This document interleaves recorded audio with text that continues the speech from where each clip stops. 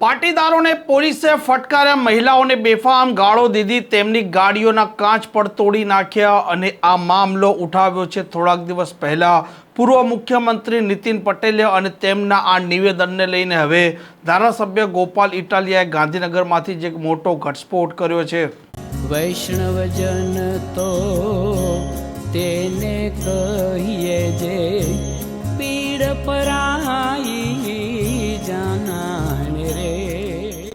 નમસ્કાર, આપ જોઈ રહ્યા છો નવજીવન ન્યૂઝ અને હું છું આપની સાથે તોફિક ગાંચી। પૂર્વ નાયબ મુખ્યમંત્રી નીતિન પટેલે થોડાક દિવસ પહેલા એક ખાનગી ચેનલમાં ઇન્ટરવ્યૂ આપ્યું હતું અને તે સમયે તેમણે પાટીદારો પર જે પ્રકારનો અત્યાચાર થયો હતો, પાટીદારોને મારવામાં આવ્યો હતો, આ મામલે એક ઘટસ્ફોટ કર્યો હતો કે તે સમયે મુખ્યમંત્રી આનંદીબેન પટેલ પણ નહોતા જાણતા અને તે પોતે પણ નહોતા જાણતા કે આ પાટીદારો છે તેમને કોણે મારવાનો આદેશ આપ્યો। આ મામલો પણ આજે વણ ઉકેલાયો છે અને આ મામલે આજે ધારાસભ્ય ગોપાલ ઇટાલિયાએ ઘટસ્ફોટ ગાંધીનગરથી કર્યો છે। મુખ્યમંત્રી આનંદીબેન હતા, નીતિનભાઈ હતા અને સમાજ એવું માનતો હતો કે કદાચ સમાજના નાતે મુખ્યમંત્રી કે નાયબ મુખ્યમંત્રી આવું કામ ન કરે, કંઈ પણ ઘટના બને, પણ સમાજના દીકરા દીકરીઓ ઉપર ગોળી ચલાવવાનું કામ નીતિનભાઈ કે આનંદીબેન કરે નહીં, આવું માન્યતા એ વખતે હતી।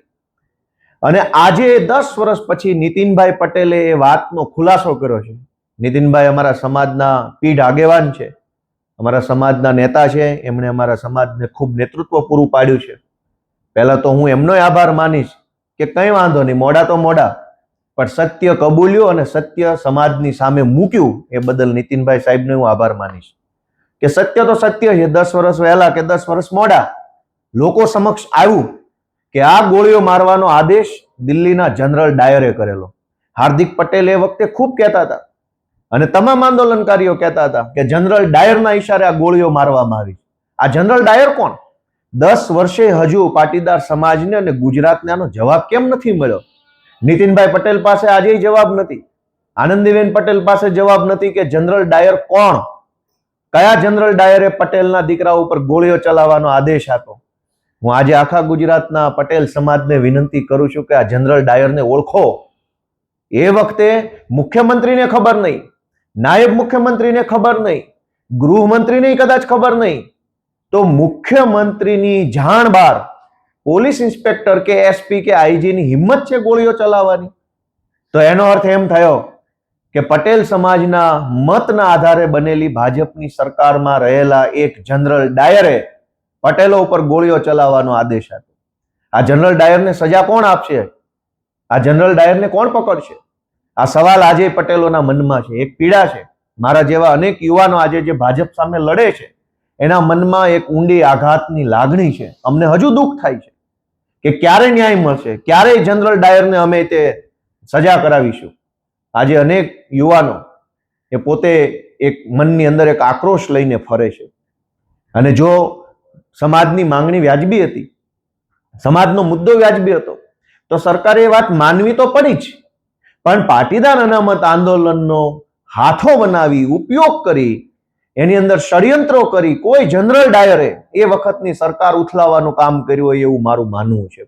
એટલે જનરલ ડાયરે નિર્દોષ યુવાનોને ગોળીઓ મરાવી, જનરલ ડાયરે પાટીદાર અનામત આંદોલનનો દુરુપયોગ કર્યો અને આ જનરલ ડાયરે આખા ગુજરાતને ડિસ્ટેબિલાઇઝ કરવા માટેનું કામ કર્યું છે। એ ગુજરાતની જનતા હવે જાણી ચૂકી છે। નીતિનભાઈએ કાલે કબૂલ્યું પોતાના ઇન્ટરવ્યુમાં જાહેરમાં કે નીતિનભાઈએ એસપીને ફોન કર્યો તો એસપી એમની વાત માનતા નહોતા। એસપીની આવી ઓકાત, એસપીની આ હિંમત કે સરકારના નાયબ મુખ્યમંત્રીને પણ ગાંઠે નહીં। એનો અર્થ એમ થયો કે આ સરકાર એ વખતે પણ અને ત્યારથી લઈને આજ સુધી ખાલી કહેવા પૂરતા નામના મોહરાઓ જ છે। જો નાયબ મુખ્યમંત્રી, મુખ્યમંત્રીઓને ખબર ના હોય ને ગોળીઓ છૂટતી હોય, જાણે કે યુદ્ધ થઈ ગયું હોય એમ, તોપું ને ટેન્કુ ફૂટતી હોય, તો મુખ્યમંત્રી, નાયબ મુખ્યમંત્રી શું કામના? અને હું માનું છું કે 2015માં જ નહીં, આજે ગુજરાતની પરિસ્થિતિ એ છે કે સરકારમાં બેઠેલા માણસો તો ખાલી નામના છે, અસલી સરકાર તો જનરલ ડાયર ચલાવે।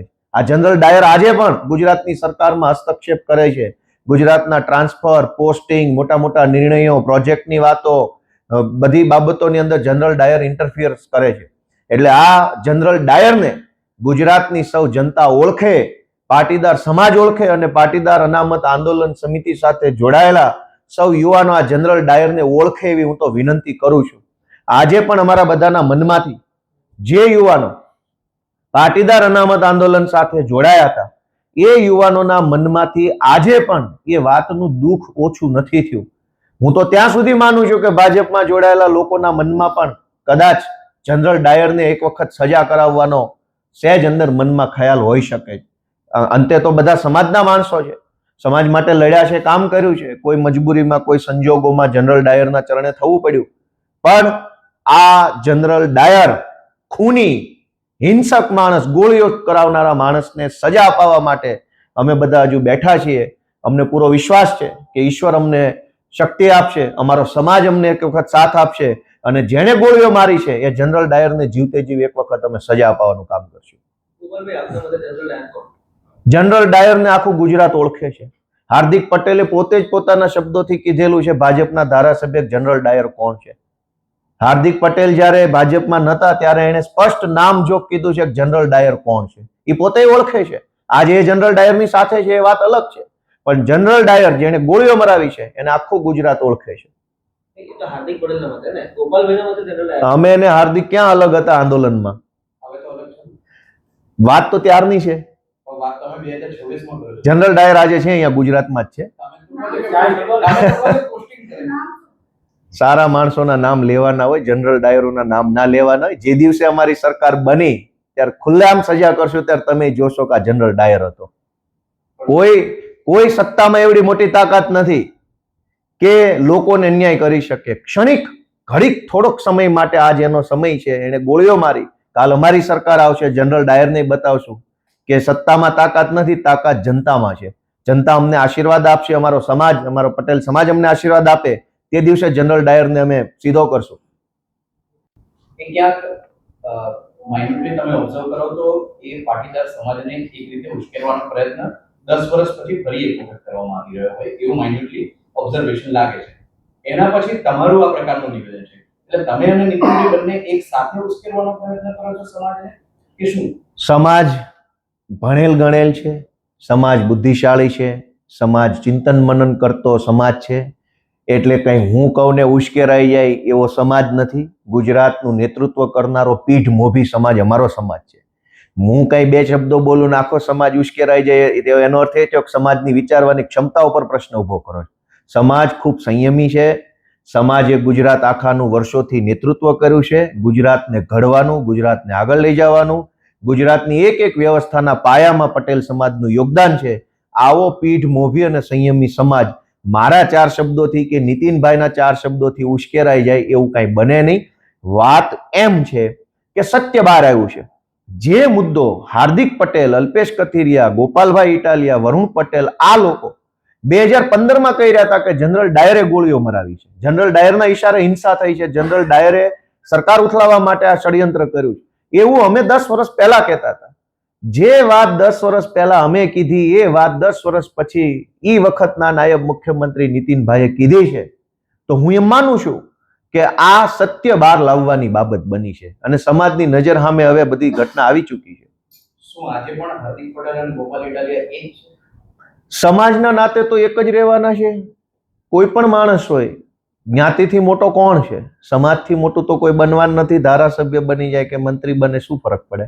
સમાજના નામે દરેક માણસ સમાજ સાથે રહેતો હોય છે. હું અમારા સમાજ સાથે છું, ગુજરાતના લોકો સાથે છું અને જ્યાં કઈ સમાજનો વિષય હશે ત્યાં અમે બોલશું. અમે કોઈ જનરલ ડાયરથી કઈ ડરી જવા વાળા માણસો નથી. અમે તો લડનારા માણસો છીએ. આ પ્રકારના સમાચાર માટે નવજીવન ન્યૂઝ ચેનલ સાથે જોડાયેલા રહો. નમસ્કાર.